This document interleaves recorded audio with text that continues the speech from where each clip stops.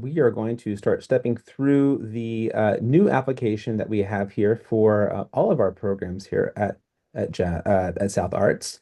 So if you have applied before, this will look a little different. It might look the same a little bit as well. But we're going to go through that together today. Whenever you want to apply for any program here at South Arts, you're going to go to our website, which is southarts.org. And then you will go over here to you can check first of all you can check out more information about Jazz Road by going to programs and Jazz Road.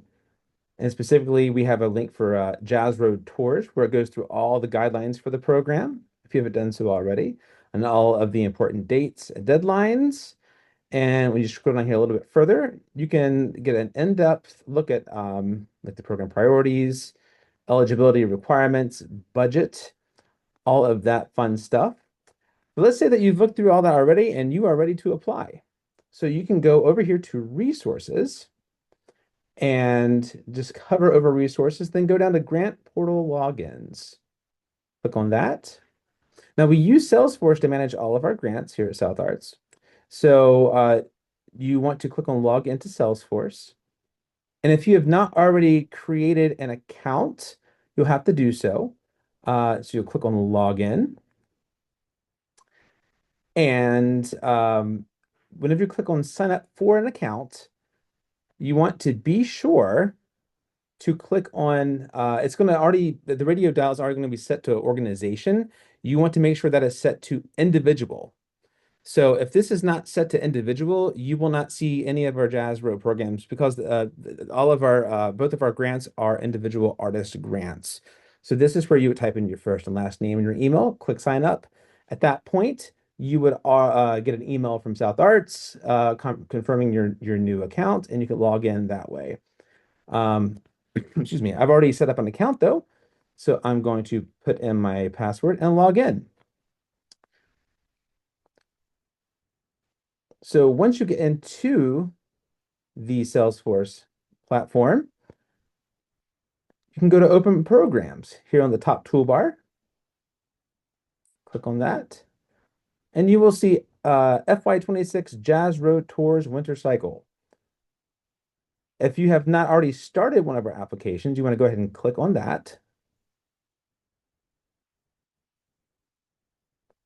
And then you will click on Start an Application. Now, I've already, just for demonstration purposes, started an application. But let's say that you've already started your application. You got halfway through. You wanted to contact some venues to get some other details. That means that you already have an application started. So you could go to My Requests. And this kind of keeps track of everything that you have ever applied for here at South Arts. I'm going to go down to Winter Cycle. And once again, folks, this will be available on our website sometime later this week if you want to go back and just reference what we're talking about today. All right. Now, a screen that you will see before this particular screen will just be some qualifying questions that you're not seeing because I've already started an application. Some of those are you a U.S. citizen? Are you currently enrolled in, are you currently a full-time student? Uh, so those questions are within our guidelines, but you have to be a U.S. citizen and pay taxes here in the US in order to qualify for the grant. And you have to not be a full-time student. You have to be uh, a working musician. So once you accept all of those qualifiers, this is the screen you will see next. And if you've applied for a Jazzware grant before, this will look a little different. These are the different sections of the application, and there's like a little a button here that will go to the right after you have completed it successfully. So we're going to start at the very beginning with applicant information. Now, once again, if you've applied for a grant for Jazzware before, this does look a little different. And there's going to be some language here that we use for other programs. So we're going to go over and kind of translate what that means for the Jazz Road program. Here, first, you have the first and last name. Title. This is a section where, and you're going to notice that there's little red stars. That means that the field is required. So this particular application, we're calling this universal application. So this is designed for individual artists and organizations alike. So there's some things that may not relate necessarily to the individual artists. This is one of them. So what you could do is you could type in your name and for the title, you could type in, let's say you're the band leader. You could type in band leader. Let's say you're the manager. Type in manager. Could be a grant writer. And this is information that doesn't affect whether or not you receive the grant. It's just information for our organization. So I'm just going to type in band leader here. And here's my temporary email address, phone numbers. And if you don't have a work phone, feel free to put your mobile phone twice. Here we have mailing address. And you can check this box if your mailing address is the same as your physical address. As you scroll down to applicant demographics, this is already going to be filled in here. Um, but notice there is no stars for these categories. So if there is not a star, that means that you do not have to complete it. It's up to you. It does just kind of help us with our with our program in general, seeing who all's applying and everything. Um, Down here at the bottom, you're going to see artist practice. And this is simply, it says artist bio. Uh, it's a brief biography, a little bit longer than just I play music. That's a placeholder for this. But this is where you would simply put you as an artist, your biography. There is a 2,500 character limit. You're going to see character limits in some of our boxes here. Then below that, you're going to see business structure. As an individual artist, one selection you have is no formal business structure, which is fine. If you're a sole proprietorship, LLC, if you that's you can select whatever is most applicable. Once again, this is not going to affect whether or not you receive the grant. It's just for internal use. Once you fill out all of those sections, you will click on next, and that will automatically save all of your information. So we're going to move on over to the next section, which is project overview.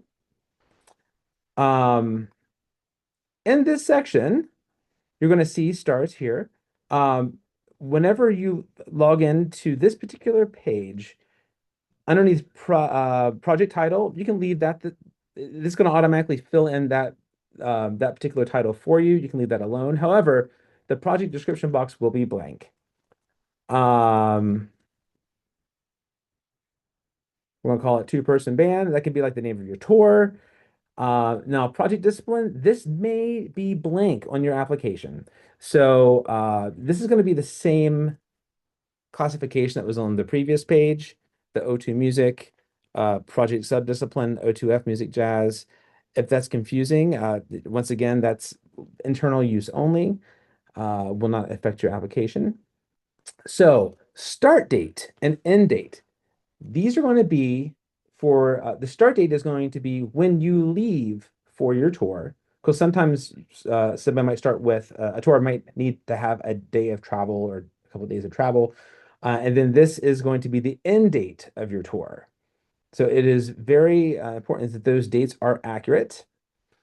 And here we have the amount requested for your project, which the maximum is $15,000 for Jazz Road Tours. And then the total cost of the project. Um, so just make sure you fill in those directly.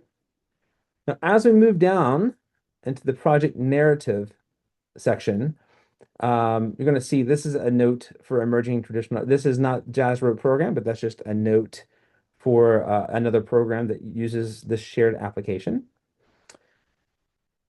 Once we get down to artistic merit, though, this first box, describe project activities that will take place during the grant period, include information on the curatorial selection process, artist creative processes.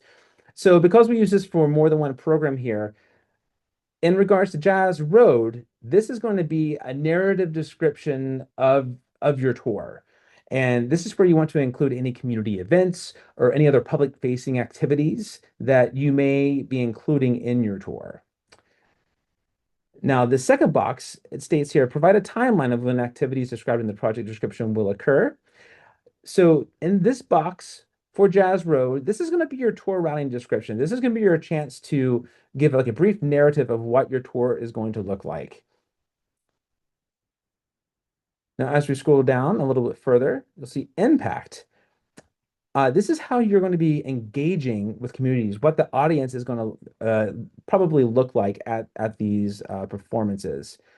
Um, in this first box, describe the intended communities, participants, or audiences involved in the project activities and how they will benefit. So this is your chance to explain to the panelists how this tour is going to impact the community that you are traveling to or communities that you are traveling to.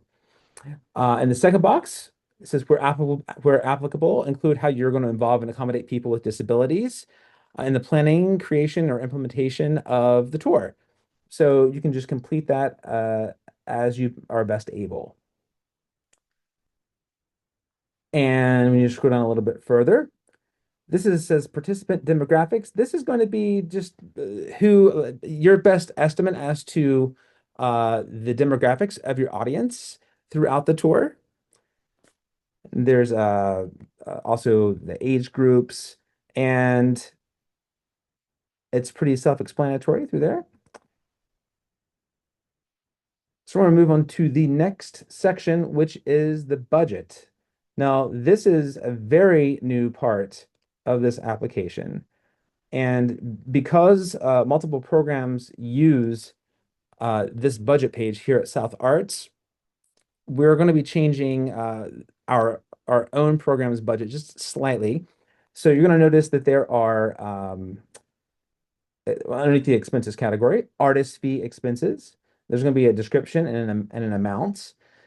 This is going to be the total amount of money that the artists in your ensemble are paid, and we're going to show you how we are going to want a breakdown of that in just a moment.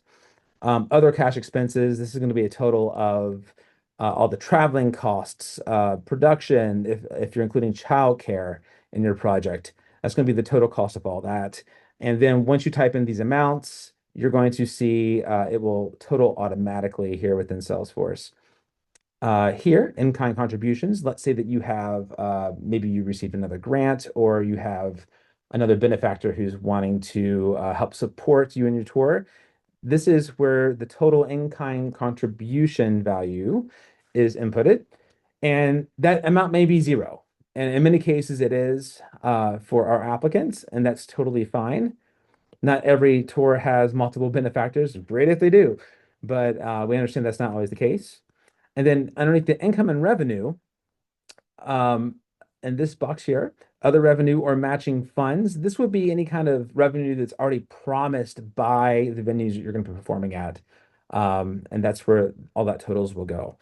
Now, in previous Jazz Road applications, we've always requested that the applicants upload an Excel budget sheet, and we're asking for the same thing. However, the process has changed a little bit for this application. Um, there is a budget currently on the Jazz Road Tours website. We are going to be providing an updated version. Hopefully tomorrow we're going to be able to get it uploaded onto the website. So we're going to take a look at it together right now. So this is going to be the new Excel spreadsheet. And at the very top, we are going to, and Drew, feel free to, come in whenever you want, and don't feel free to interrupt during this section. Let's say we're just going to go ahead and ask for the $15,000. Now, at this point, we have some other sections that allow you to show where all that money is going to. So we have the date, city, and state. This is your tour routing section. So we're going to ask you to input the date, city, state, venue name, and also projected income from the venue. That might be zero if you're asking for this grant to fully fund this tour. Um, for time purposes, I'm not going to complete date, city, state, and venue name, but we are going to pretend that we are going to be going on we're going to have 6 shows and we're requesting funding for that. The first Venue is promising 500, second 500, 300. We're just throwing out some numbers here. And the last one's 0. Maybe the last show's at a community center. Um, then we'll move down to the expenses portion of this. And this is where you're going to type in the name of the musician and their instrument and the total pay for the entire tour. I'll type in drums. So this allows for, I was filling that out, this allows for if you choose to pay by a day rate, that's an option, or you choose to pay per show. It's not really that relevant. It's what you're going to pay Tom, for example, for the entirety of the tour. So if you pay $100 a day for 5 days, he gets $500, right? That's an arbitrary number. Please do not use that. Just don't use that. But this is sort of just make sure that it's a total, so you don't have to worry about whether you decide to do how you decide to break that up. But that's what you want to do, the total for the tour. Then down here you have travel expenses. Um, Again, totals for the whole tour.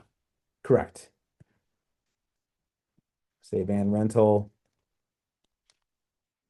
gas.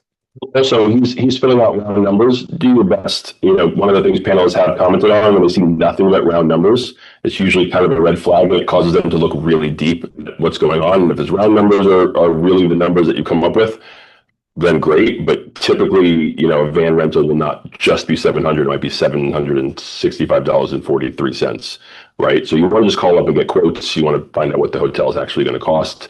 As close to actuals as you can get is not only going to benefit you from a from an application standpoint in terms of competitiveness, but it will also benefit you in terms of making sure that you really understand your expenses and that you make this tour as profitable as possible for you and your fellow musicians. There's also a meal section here. Say estimated cost per day per person for meals. Let's just say $75. We got 5 people in the band. We're gonna be on tour. Let's just say 5. In-kind donations. Let's say some friends said, "Hey, here's $250 to go towards your tour." We'll put that in there. Let's use a different example on that, Eric. Let's put something like someone is offering you a venue with no payment. So you take the 100% of the door. So like, hey, we got this venue. Maybe you're going to a rural area. We got a venue that we'd love to have you play at. Maybe the city, maybe you call the city, right? And they say we got this venue. It's just not really activated. You could really help us activate it, but we're going to give it to you for free. And you would ask, well, okay, what would it usually cost for me to be at that venue? So well, a rental fee for that is $1,000. That would be $1,000 in in-kind donations. Same if someone offered you backline, they say, "Oh, great, you're doing this with this nonprofit. We'd love to be able to help out. We'd love to offer the backline. That would usually be $250 for your vibraphone, and we're going to go ahead and throw that in. You put that as an in-kind donation. This serves to, again, serve the purposes of what I spoke to you about earlier, in terms of making sure that we understand that you've done that legwork, or that the panel understands that you've done that legwork, but it also is going to help you to really understand what your true costs and expenses are, not only for this, but keep this this template and use it for future tours if you think it works for you. And in the support section, with the Jazzroot Tours grant, you're allowed up to $2,500 of grant funds to be used for like a manager, support staff, marketing, production teams, and you can also use a part of that funds or all the funds for childcare or elder care. But it could be a split. So let's say you want to put $500 towards marketing, and then another 2,000 towards childcare or elder care. Just note that's going to be coming out of the total of $15,000. So and also down at the bottom, there's another category because there's other things that may be specific to your tour that you want to include, other expenses that you may be having. Feel free to include that here. Just going to put a number here. Also, one thing, you'll notice all of the yellow highlighted boxes here. These are all locked. So you can't change them just because there are some formulas working in the background to help calculate all of this. So at the bottom, you're going to see income from venues. This total here, $2,300, was at the very top, all the projected income from the venues. That's where that gets totaled here at the bottom. For total expenses, that is all the expenses that you just inputted in this giant section here with the artist pay, travel, meals, support, other. And then this total here, this comes from the total expenses minus the projected income from venues. But Drew, do you want to talk about still asking for 15,000? Yeah, no problem. So the goal is for you guys as artists to be able to make money. So just because what we don't want, especially because we understand the climate and what we've learned from the field and the time that we've been doing this, we don't want you to have income from venues 2,300, your expenses are 14,300. You're going to ask for 12,200, and then all of a sudden one of the venues comes back and cancels, and then you have to replace it with another venue, and they pay less, and now you can't pay your artists as much. So it's acceptable. As long as you made a proper case for it to ask for 15,000, even though your expense would be 12,500. So in this situation, you have 12,025. Had that been your number without the tour support, that's a perfect amount to go ahead and ask for the $2,500 in tour support if that didn't already include tour support. And there's still a little bit of, we might still do a little bit of editing on this, but at the end of the day, if you feel like 15,000 and you can make a case for the fact that that's what you need, what I would do in this case, if you feel like, okay, this is what we're making, 15,000, you want to make sure we still have a little bit of buffer, and you can go back up and look at some of your expenses. And you can put a little bit of buffer in some of those expenses to equal it up to $15,000, which I think would be which would be quality for you. And then you go back up, Eric, if you don't mind, to the artist pay. Right, this could be an opportunity. Excuse me. This could be an opportunity for, as a band leader who's likely also filling out this application, who's likely also going to be leaving behind as an opportunity cost. You're also going to be leaving behind money on the table at home, because we do feel quite a few questions that are asking us, well, how much should we pay ourselves?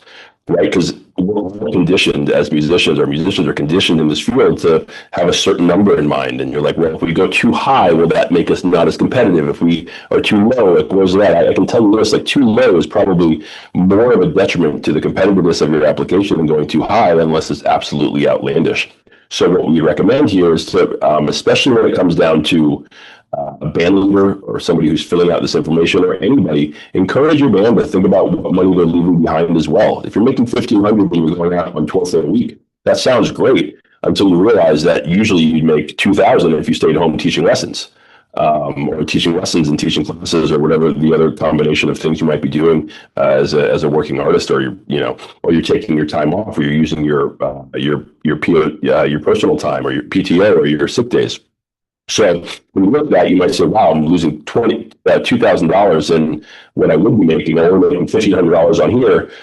Well, I should be making $3,500 for this tour to make sure that it makes sense, right? And so maybe that doesn't work out. Maybe you put $500 in, maybe that takes you over budget, then you can bring it down and adjust accordingly. But when thinking about what equitable artist pay is, which is part of the mission for this grant, we need to consider not only, oh, but it sounds like a good amount of money, but what number are you really realistically losing by going on tour? What do you need to bring home? What do you need to make sure you can bring home something and it's not going to be a detriment to your family being gone? So if you do that exercise, what you'll usually find, or how many hours you're putting into putting this application together. I mean, this is an hour right here. If you're teaching a lesson, you're getting paid $75 for an hour, and you're doing this. So that's, put a number to it. Maybe what you get paid for lessons, or what you get paid to be a specialist in schools, or an adjunct teacher, and put that number to it and see where it comes out. Really track your hours in planning this tour, right? And taking time away from your family, or taking time away from other work, income generating activities. And in order to figure out what equitable pay really means, because that's what equitable pay means, is that you can survive on the money that you're making for that week. And that becomes a week where it's not just like, no, we had to go on tour because we're really trying to build this thing. It means a lot to us, but this is, yes, it's an investment, but it's also something that we're going to do that even the people around us who are dependent on us for support can look at and say, wow, that was really a valuable thing that you did. And so really just give that some thought and go ahead and use that to add some more money to artist pay. Bring that money up to as close to 15,000 as you can. That way, if one of the gigs pops out, somebody says, hey, we had 500, but we changed over programming directors, and this guy's got his own plan, and this is the new budget, and so sorry, you got to do it for 200. It's not going to be something that kills you, and just be transparent with the musicians and be transparent, with us as well.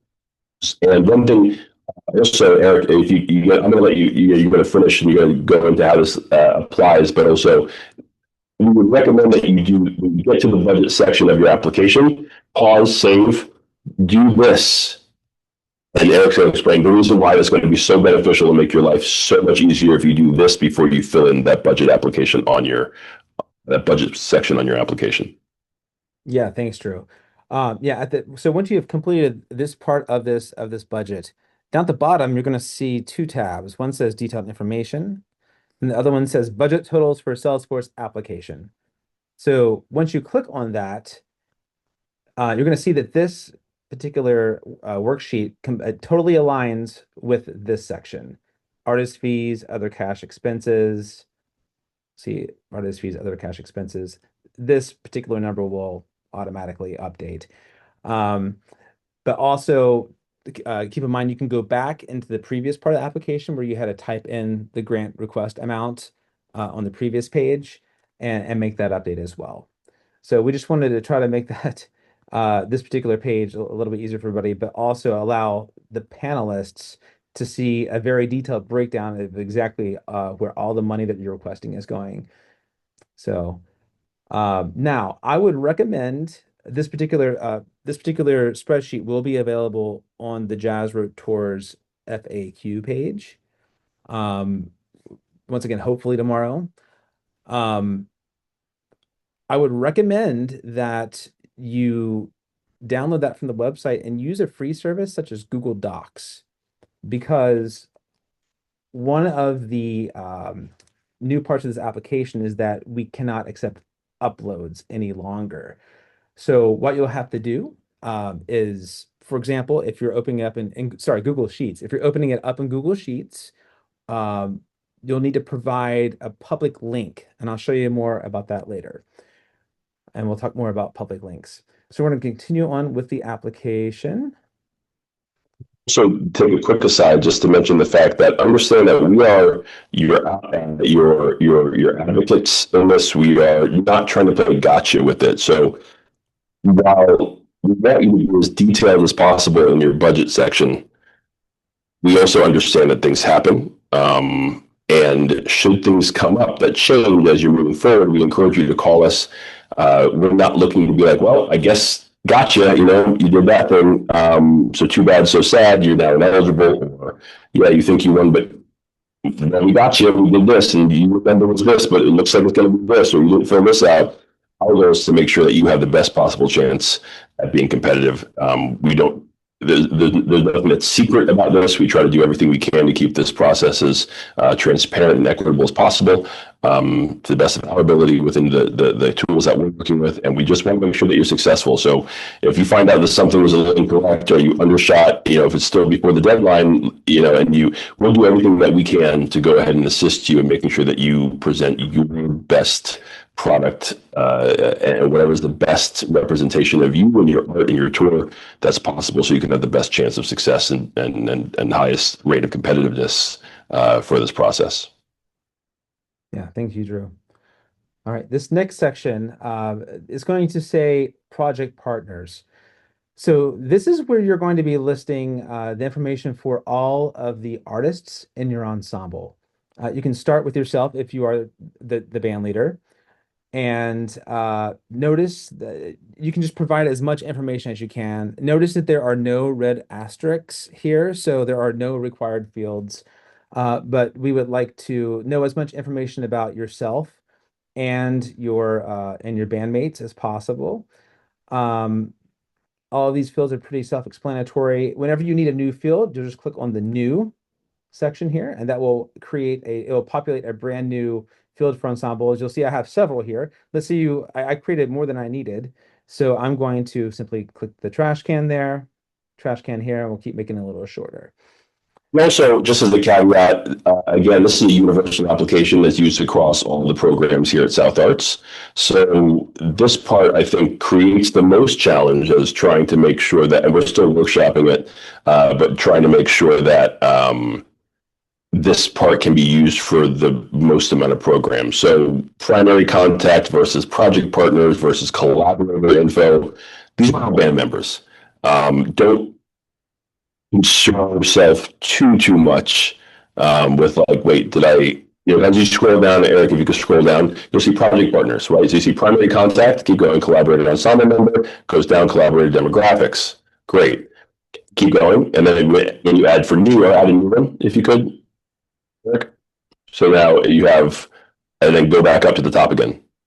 So going back up to the top again, you have, again, we have project partners going down now. So we have primary contact, you have collaborator ensemble member, keep going, collaborator demographics. Now you have collaborator ensemble member, collaborator demographics. If you add new again, go ahead and add new again. You have collaborator ensemble member, collaborator demographics. So all the way back up to the top again.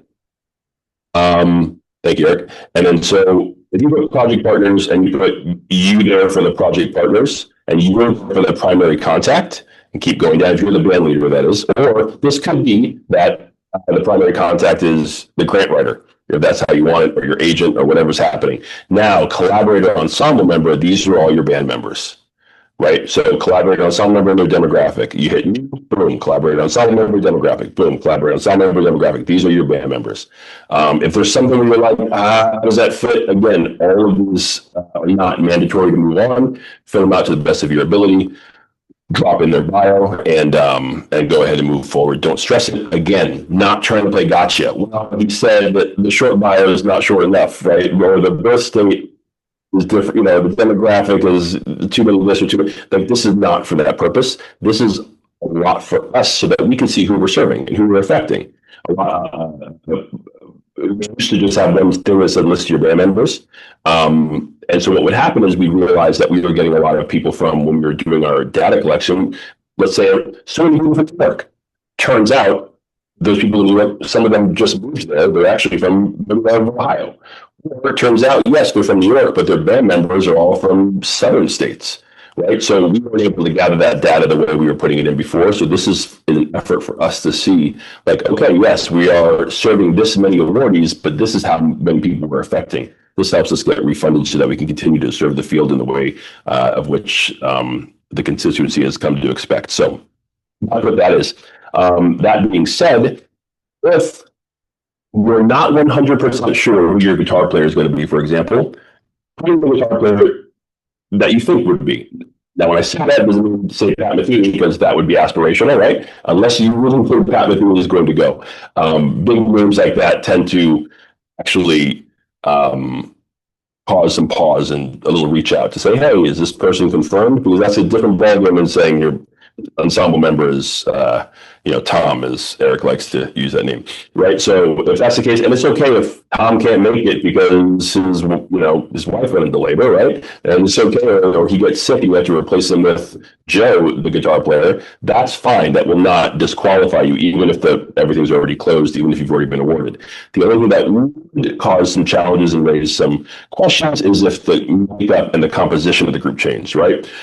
So if you apply for the quintet and then win the grant and say, you know what, I think I want to go as a solo. Or you say, well, actually, half of these people aren't going to be eligible, or I'm going to do a saxophone trio. Just kidding. We're going to do a quintet. And it's going to be, instead of guitar, bass, drums, it's going to be B3, trumpet, and a second guitar player. Like, that's a completely different sound and a different ensemble. So you wouldn't want to do that. But again, the core of the point that I'm trying to make here is the fact that do not overly concern yourself with which should I be here, which the current residents say. It's also, here's another thing, more sampling models that you have for each of the ensemble members, that, just like a cosigner application for renting an apartment, that can strengthen your application if the panel starts looking at all these URLs. It's like, whoa, I wasn't totally convinced when I saw the work samples of a new member, but I'm looking at all these artists, I'm seeing where they're going,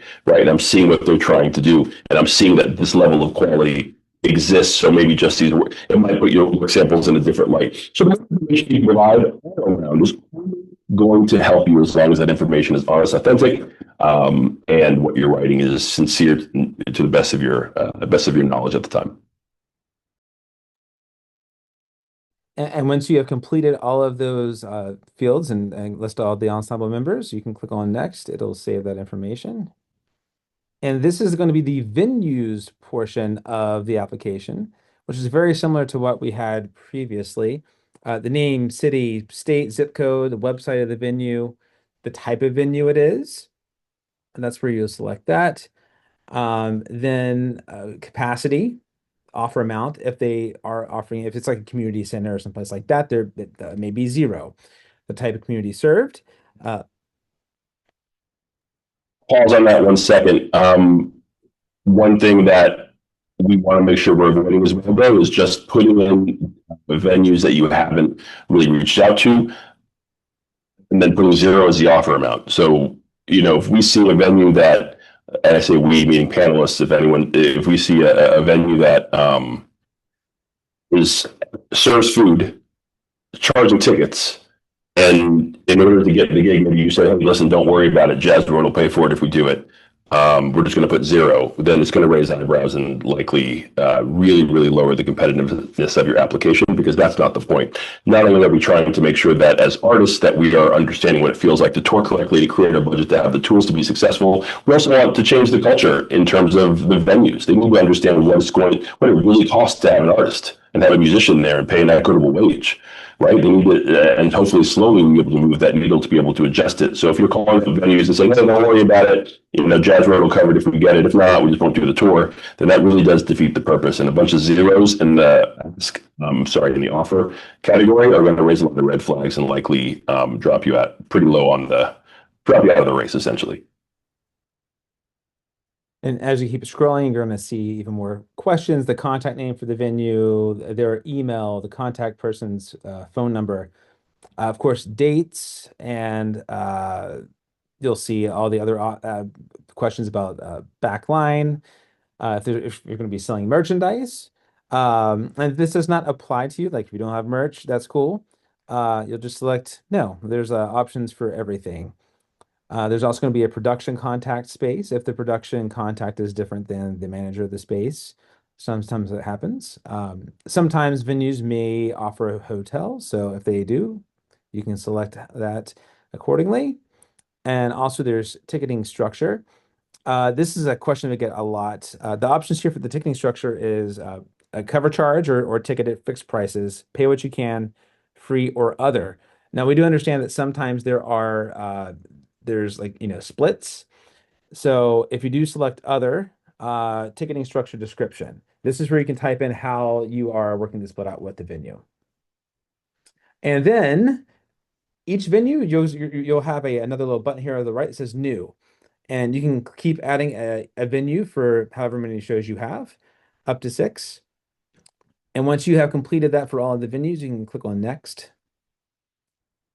And that will take us over to the support materials. Okay. In the past, 1 second, real quick, Eric. Also in line with your venues, all of that information is what we spoke about earlier. That's all on the offer letter. So if you download the offer letter template while you're reaching out to venues, those are the questions that you need to get answered. So if you get answered all the questions on the offer letter, this is where the offer letter comes into play, and you have that information when you go into your application. It's just literally just transfer that information from the offer letter onto the application. That's a great way to do it. Previously I talked about making the budget sheet shareable. So with this new iteration of all of our programs at South Arts, including Jazz Road, we are no longer doing uploads. However, we still require that you give us a budget and also photos. We ask for at least 3 photos of you or your ensemble or both, and also at least 3 work samples. Now, this is very different than how things were done in the past. Right here, you're going to see a title. So I'm just going to type in picture 1, promo photo. Actually, here's the whole list. Budget, project, this is where you would actually link to your Jazz Road budget page. And once again, I would recommend using Google Sheets because it is free if you have a Google account. And That's then, for budget, but if you're doing the picture, like, then you perhaps use Google Drive. yes, yeah, Google Drive for pictures. Um, or something else you could possibly do as well is, and actually, I'm just going to show everybody here if you don't know. So this is Google Docs right now. Um, Once you download the Excel file from the website, you can go to File and Import, and that's how you import it into Google Docs. And that's whenever you will see this appear. If you want to share this to the world, you want to be sure to click on, there's going to be a little, go away. There's going to be a little share button here.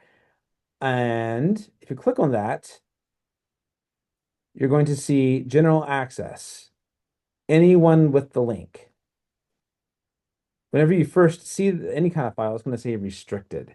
So you're going to actually have to click this and then select anyone with the link, then copy link. Then we'll go back over to our other tab. And right here where it says URL, this is where you will paste in the link for the budget, for the pictures, in order for the panelists to gain access. There shouldn't be a password, so this won't be necessary. If there is we're going to talk specifically about the budget right now. So we're going to pretend like this is our budget. At this point, once that is all completed, you can click on New. That will give us another section here to complete. So just for demonstration purposes, I'm just going to type picture 1. Then on this next drop down, type of support material, I'm going to select promo photo. And then what Drew mentioned before, you could go to Google Drive and making sure that you share publicly just a file full of those pictures.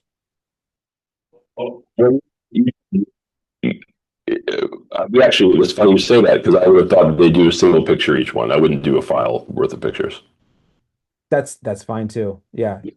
Would do a single one each picture, and then for the description, I would put whatever the description is in that picture so that the panel knows what they're looking at. So it could be like, this is a live picture of us at this place, or this is a picture of just me solo, lead artist solo, or, this is the current iteration of the band or former iteration of the band, whatever the situation is, that's where you would put that. Yeah, you do separate ones for each one. So each picture, each picture you do separate one. Same thing with, you have the budget, and you have the pictures.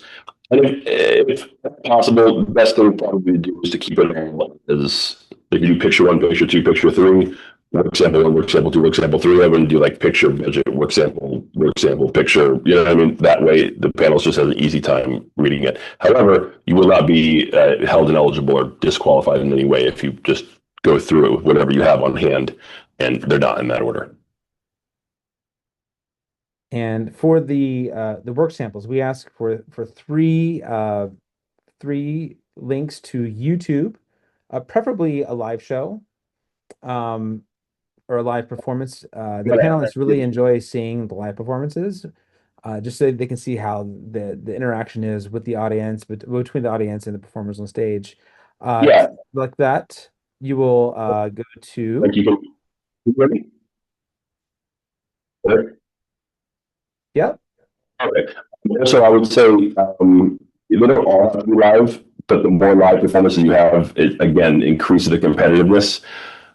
I also want to encourage you, actually, I urge you to make sure that the performance samples that you're using, or the live music sample, or the music samples that you're using for your work samples, are representative of the ensemble that you want to tour. So you may have the best solo saxophone concerto with Cool Pops Orchestra in town. That was just a great show, huge audience. But if you're not trying to tour with a Pops Orchestra, which is you can't, that would not be a relevant work sample, right? But you wanted to tour with a quartet, or you're touring with a duo. Same, you had a great quintet, recording, but you are submitting for you a piano player and a vocalist, or a piano player and a violinist, or whatever the case might be. You want to make sure that that is represented. It doesn't have to be the same personnel, but it should be the sound, the music, essentially, that you're going for. And that's a really important one. So just make sure that it's representative of that. And then you have the timestamps. If you drop a full concert into the work samples, that is acceptable, right? Not the most ideal, but it's acceptable because we have the opportunity for the right viewing start time. If you drop a full hour and 90-minute concert into this and don't put a viewing start time, it's not the best practices for a couple of reasons. Most of all, because you don't know what the panel is going to listen to. So likely they'll just scrub to somewhere in the middle, because usually for live concerts, you got like 5 to 10 minutes of intros and talking and all this other stuff. So they're going to scrub to the middle, try to hear something, and you don't know if what they're going to go to and start at is out of context or what song they're going to pick. So if you're going to put a whole live concert, you really can't expect the panelists to listen to 90 minutes of music when you have 80 to 90 or 100 applications to go through. So make sure that you are putting your best foot forward and make it that it's very targeted in terms of what work samples you're using and their relevance. Yeah, thanks, Drew.